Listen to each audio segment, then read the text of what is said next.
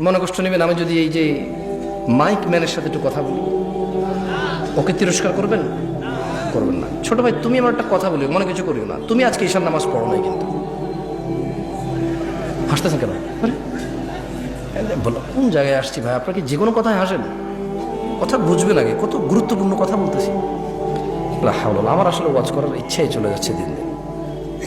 তুমি তো আজকে ঈশার নামাজ পড়ো নাই, হাসির কি হলো? ও পড়ে নাই নামাজ, মানে হাসির কি আছে এখানে? এটা আমি বুঝতে পারছি ও পড়ে নাই। এবার ওকে দিয়ে বলি, প্যান্ডেলওয়ালা আছে এই জায়গায়? প্যান্ডেলওয়ালা আছে? আজকে তোমাদের ভলান্টিয়ার কতজন, সবাইকে ডাকো। ওখান থেকে আমি মিনিমাম ছেলে পেলেকে বাইরে করবো যারা ঈশার নামাজ পড়ে নাই। সব বাইরে আছে না?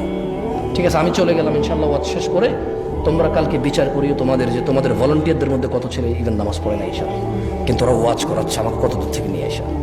ওদের কথা হচ্ছে সারা বাংলাদেশের, সারা শিবগঞ্জকে হিদায়ত করে দেবে। তাহলে কোনো মানুষ খারাপ করবে না, সব খারাপ আমাদের। কারণ হুজুর নিয়ে আসছে দূর থেকে, সব মানুষের হিদায়ত করে দেবে, কেউ আর অন্যায় করবে না। তাহলে একমাত্র অন্যায় করার বাকি কে থাকে? আমরা আমরা আয়োজন করে হুজুর নিয়ে এসে সবাইকে ফু দিয়ে হেদায়ত করে দেবো। ফু দিয়ে হেদায়ত হয় না? ফু দিলে হেদায়ত হয়? হেদায়ত কে দেয়? চাইতে হয় কিনা? কারা চায়? যারা জান্নাতের আশা করে, যারা জাহান্নামের ভয় পায়। একটা মাইকম্যান এই শীতকালের সিজনে এমন কোনো দিন নেই যেদিন সে ওয়াজ শোনে না। এদেশের ওয়াজ যদি মানুষের খুব বেশি একটা কাজে আসতো, সবার আগে ও সবচাইতে ভালো মানুষ হতো। আমি ওকে খারাপ বলছি না, আমি ওকে মানুষ হিসেবে খারাপ বলছি না। আমার ওয়াজ যদি কারো কাজে আসতো, আমি বিলিভ করি প্যান্ডেলওয়ালা, মাইকওয়ালা আর স্বেচ্ছাসেবক ভলান্টিয়ারদের সবার আগে কাজে আসতো।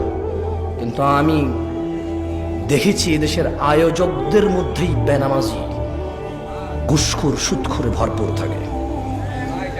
দু একজন ভালো থাকে, দু একজনের ইচ্ছা চেষ্টায়, বাকিরা যে সাড়া দেয় এটার জন্য তারা নেকি পাবে যদি তারা নামাজি হয়ে মরে। আর বেনামাজি মরলেও তুমি হিসাবেই আসবে না। আল্লাহ আমাদের বোঝার তৌফিক দান করুন। তোমাদের যাদের বয়স